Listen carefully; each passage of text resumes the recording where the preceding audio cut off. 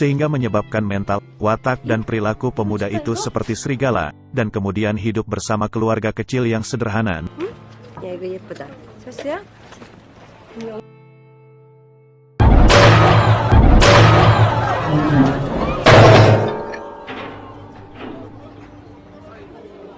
Nah, bagaimana kisahnya? Let's check it out. Go!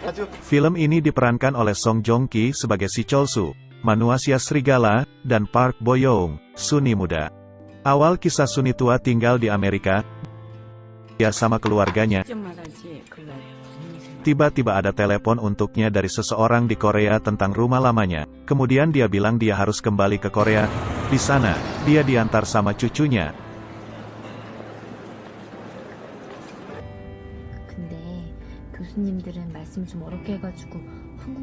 Setelah melalui perjalanan panjang dari bandara ke rumah masa lalu Suni yang penuh kenangan masa muda, sampailah mereka di rumah tersebut. Suni tua melihat-lihat sekeliling rumah dan halaman rumah yang ia tinggalkan selama 47 tahun lamanya. Suni teringat dengan masa lalu yang penuh kenangan manis di rumah tersebut. Lalu Suni menceritakan kepada cucunya flashback kehidupan masa lalu Suni muda.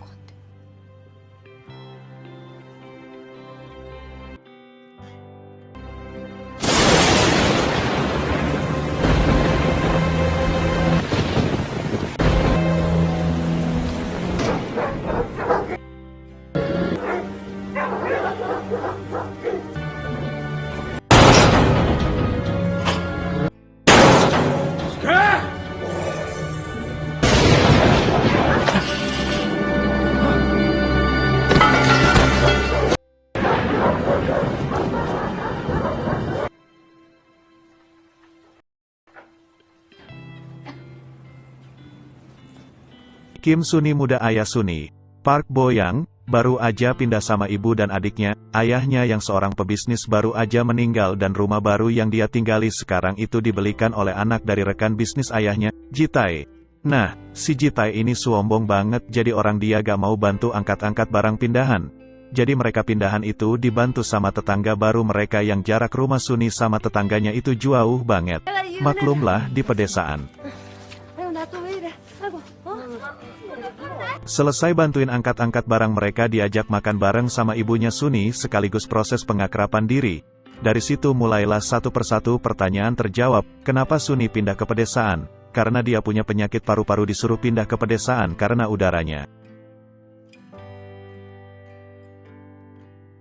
Rumah yang mereka tempati cukup besar dan indah. Dengan pemandangan padang rumput membentang. Tetangga mereka ramah-ramah dan menyenangkan. Sebentar saja, adik Sun Yi sudah memiliki teman bermain. Berbeda dengan adiknya, Sun Yi tidak mudah bergaul. Dia tidak memiliki teman seusianya.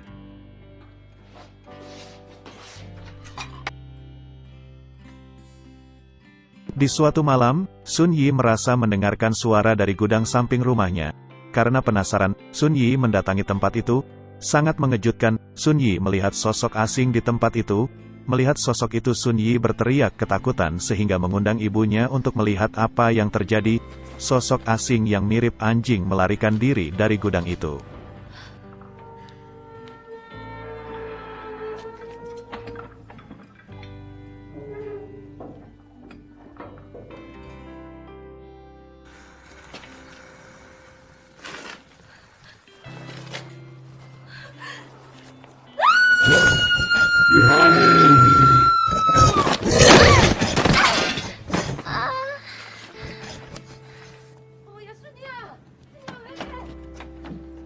Keesokan harinya, saat Sun Yi dan adiknya sedang bermain di halaman, Sun Yi melihat sosok asing yang dilihatnya semalam.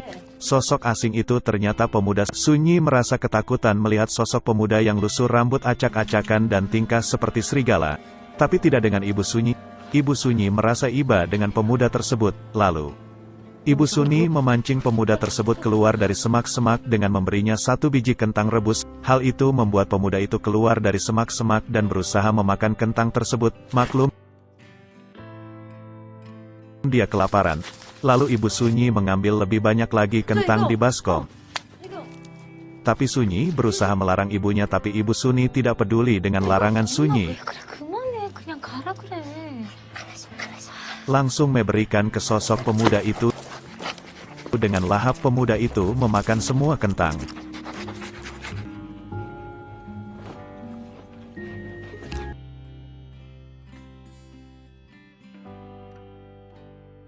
Ibu Sun Yi membawa pemuda itu masuk ke dalam rumah, dan memanggil pihak keamanan setempat untuk menyelidiki siapa sosok pemuda itu. Tapi pihak keamanan setempat juga tidak mengetahui sosok pemuda tersebut. Pada saat menginterogasi pemuda itu,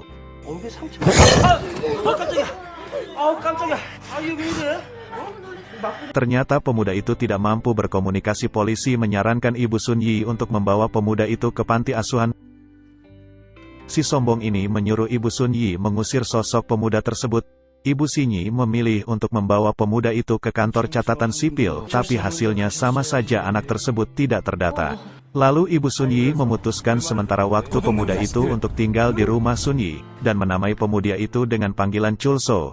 Sesampainya di rumah Ibu Sun Yi memandikan Chulso, karena badannya sangat berbau dan kumal, kemudian mengajaknya makan. Semua makanan di atas meja diacak-acak, dan habisi oleh Chulso.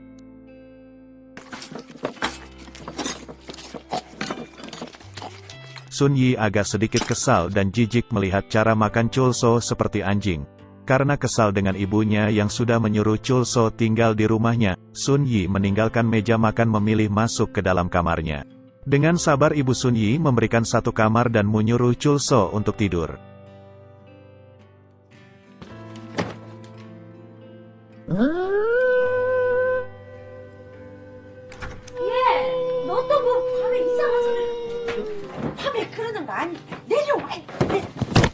Suatu ketika lelaki sombong akan menjahili Sun Yi.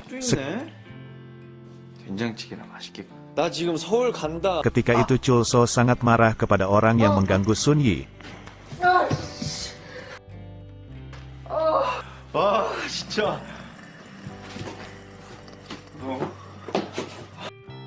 Sun Yi sedang merapikan ruangan dan tidak bisa memindahkan setumpuk barang. Chulso membantu Sun Yi memindahkan barang. Sun Yi mulai menyukai Chulso. Sun Yi berpikir Chulso ternyata bukan orang yang jahat.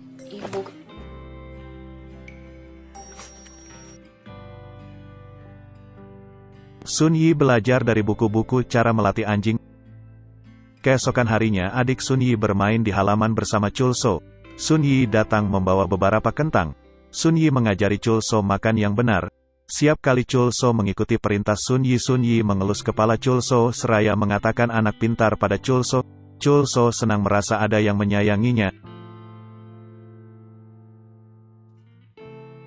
Pada saat makan siang bersama, ibu dan adik Sun Yi sangat heran melihat perubahan pada Chulso. Chulso tidak lagi mengacak-acak makanan, dan selalu mengikuti perintah Sun Yi. Setiap kali Chulso melakukan yang benar Sun Yi mengatakan anak pintar. Ibu Sun Yi sangat senang. Sun Yi merubah penampilan Chulso dengan memotong rambutnya. Ibu Sun Yi mengajak Chulso dan anak-anaknya ke pasar, akan membelikan pakaian Chulso karena keesokan harinya Ibu Sun Yi berencana untuk membawa Chulso ke panti asuhan. Pada scene selanjutnya, Ibu Sun Yi memilihkan baju untuk Chulso. Tiba-tiba besi bangunan jembatan layang yang berada di atas jatuh dan hampir menimpa Sun Yi bersama adiknya. Dengan refleks Chulso melindungi adik dan Sun Yi. Lalu Ibu Sun Yi membawa Chulso ke tabib untuk dilakukan perawatan. Tabib yang menangani sangat heran karena tidak membuat cedera pada tubuh Chulso. Beralih dengan scene selanjutnya, Sun Yi dan adik-adiknya semakin akrab dengan Chulso. Mereka sangat bahagia karena selama ini orang yang dia takuti ternyata sangat baik dan terkadang jadi pelindungnya. Mereka selalu bermain bersama, sangat bahagia. Berkendara saat mabuk si sombong menabrak kandang kambing milik tetangga Sun Yi, menyebabkan kambing terluka. Chulso membawa kambing ke petani. Beralih ke scene selanjutnya, Sun Yi semakin akrab dan simpatik dengan Chulso. Sun Yi mengajari segala hal kepada Chulso, menulis, membaca, menyiram bungan dan pekerjaan lainnya. Chulso menjadi sangat menyukai Sun Yi dan mengikuti kemanapun Sun Yi pergi. Sun Yi sendiri sangat menyayangi Chulso. Jitae yang menaruh hati pada Sun Yi menyimpan bara api cemburu. Dia juga merasa tidak bisa leluasa mengganggu Sun Yi karena ada Chulso. Apalagi, pernah ada suatu peristiwa saat Jitae mengganggu Sun Yi hingga membuat Chul Su marah dan berubah menjadi makhluk seperti serigala.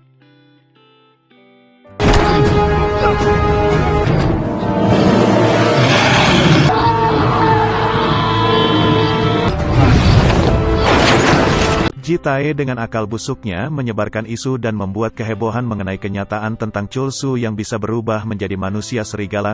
Hal ini membuat pihak keamanan dan peneliti datang untuk menyelidiki siapa Chul Su sebenarnya.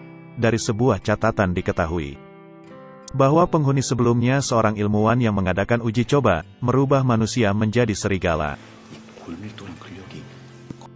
Untuk sementara Chul Su dikurung di gudang. Chul Su sering merasa rindu pada Sun Yi.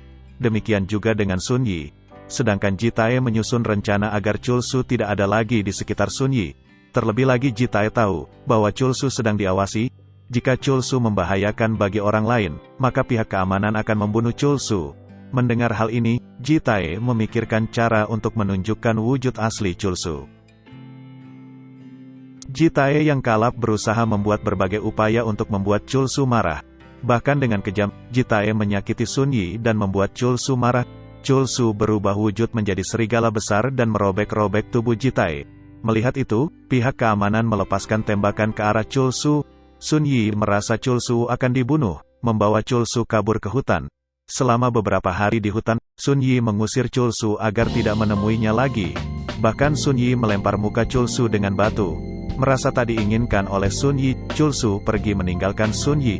Orang-orang berdatangan membawa Sun Yi kembali ke rumahnya. Setelah peristiwa menyedihkan itu, Ibu Sun Yi memutuskan untuk pergi dari tempat itu. Sebelum pergi Sun Yi meninggalkan pesan di gudang, tempat Chul Su biasanya dikurung. Di tempat kosong itu, Sun Yi berharap suatu hari Chul Su akan menemukan surat darinya. Sun Yi yang menua, menutup kenangannya dengan melihat gudang tempat Chul Su pernah dikurung.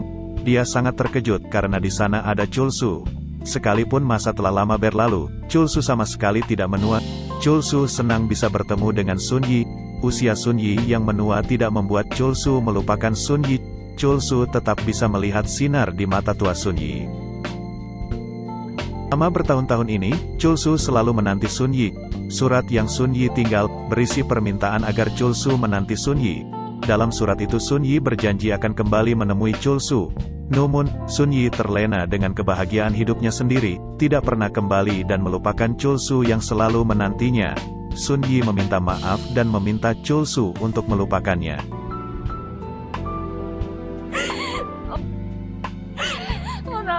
Apa pelajaran yang dipetik dari film ini? Karakter Chul Su ini memberikan nilai moral yang sangat bagus yaitu setia. Konon serigala hanya setia pada satu betina selama seumur hidupnya. Setialah dengan orang yang baik kepadamu, jangan sesekali mengkhianati kesetiaan yang diberikan kepadamu.